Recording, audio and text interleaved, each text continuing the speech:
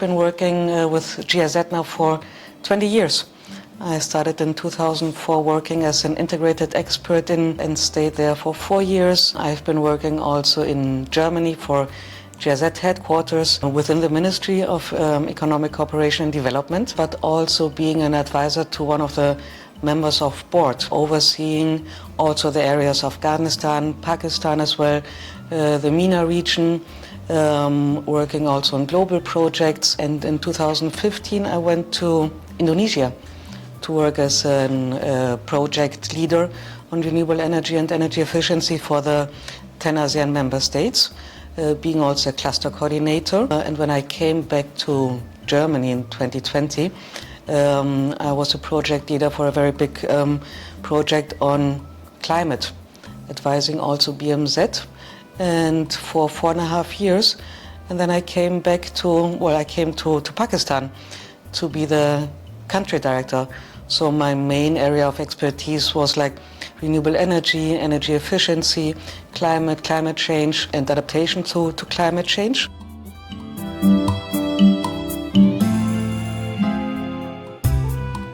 Oh, that's a very good question. So I think mostly because it's important to me to make a contribution to development and to make this place or this world a better place.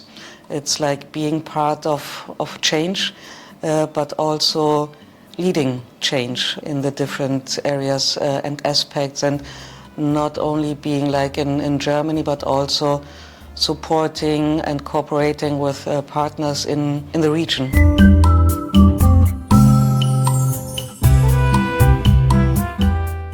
So what I like to do as a leader is to provide a safe environment for colleagues and for teams, so they can work at their best, so they can use their strength to make a change, to work on specific topics, but also having in mind that it's to provide a respectful environment with no harassment and no bullying, and then to create teams where they can both have their strength but also their weaknesses, which we all have, and we should not be ashamed of having weaknesses. And this would be one thing. The other thing would be to have in mind not only like the human point of view, but also to see that as a leader we also have like financial responsibilities, to see that we stick to the rules and regulations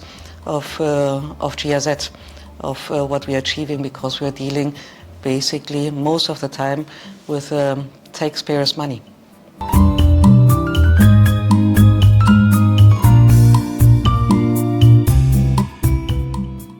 So it's not only the changes for GIZ Pakistan, but also that we are living in a world with a lot of complexities, unforeseen circumstances.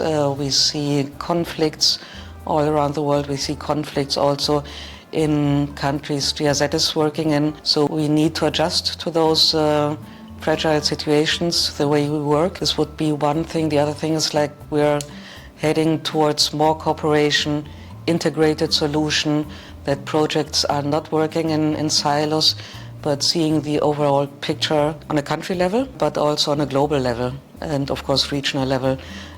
So we would need to get out of the project logic thinking, but think more of challenges and what solutions we can provide also as at GIZ, and focusing then especially also on impacts, to see what impact can we achieve with what we are doing. I see there's a need of cooperation or enhanced cooperation within projects, but also with other actors, be it international organizations as well, technical organizations, and also with partners.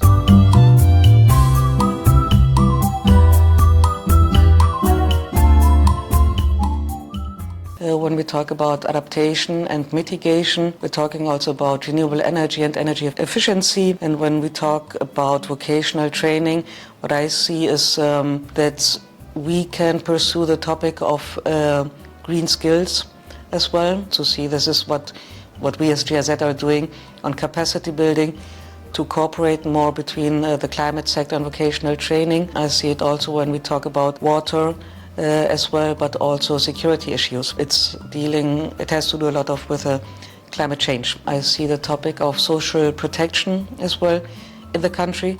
We've been successful on working with the region and the people in the provinces. I would like also to see already a lot of cooperation and support from the European Union, which is quite important to us in the nexus of migration, social protection, vocational training, and also working with communities, which has been quite important for us.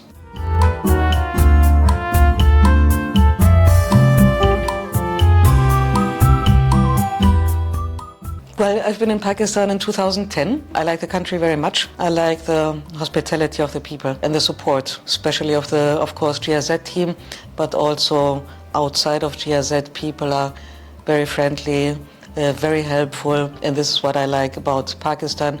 I had the possibility to travel to Lahore, but also to Peshawar and Swat, and was overwhelmed about the vibrant cities and the people living in there, the ideas they have, the commitment I can feel to also make their own country like a better place for them to live and to be.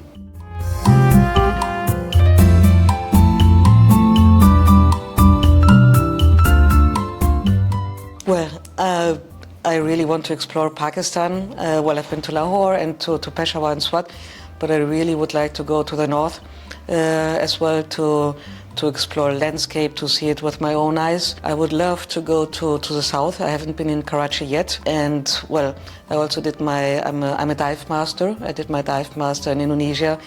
So I would love to explore also the diving situation in Pakistan. So, you know, it's a very long coast, 1,000 kilometers. I heard there are some diving teams in the south. So let's see about how is it diving in Pakistan. I've been to several cultural events and also seeing the handcraft people are doing, so to see more of these vibrant cultural events.